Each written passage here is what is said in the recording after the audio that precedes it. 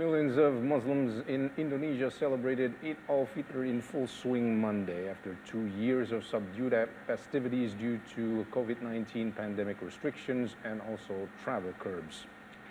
Eid Al-Fitr marks the end of the Islamic holy month of Ramadan, when the faithful fast from dawn to dusk. The return of the Eid tradition of homecoming is a cause for great excitement for people in the country, where family gatherings and also meetups with friends top people's list, while shoppers flock to shopping centers despite food price surges.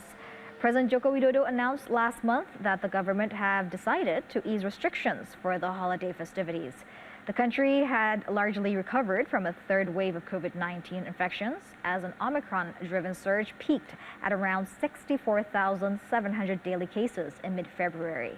New daily infections had fallen to around 200 by May.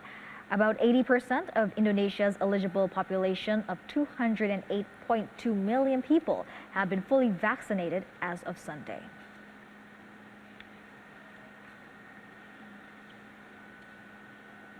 President Joko Widodo and Vice President Ma'ruf Amin were among millions of Muslims in Indonesia who joined Eid prayer this morning to mark the end of the Islamic holy month of Ramadan, when Muslims fast from dawn to dusk.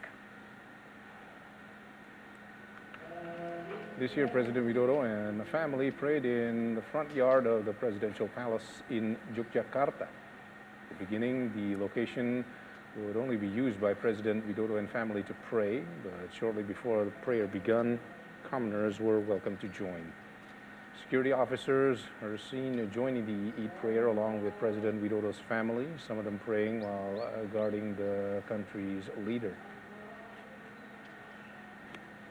Meanwhile, Vice President Ma'ruf Amin performed his Eid prayer at the Istiqlal Grand Mosque in capital Jakarta. Vice President, who is also a prominent Muslim cleric, led the takbir, praising the name of God before prayer began. Some ministers and lawmakers also prayed here, where about 150,000 Muslims joined this year's Eid prayer. It's 75% of the Grand Mosque's total capacity of 250,000 people. In Palembang, South Sumatra, thousands of Muslims also performed Eid prayer this morning, taking place at the Sultan Mahmud Badarudin Mosque.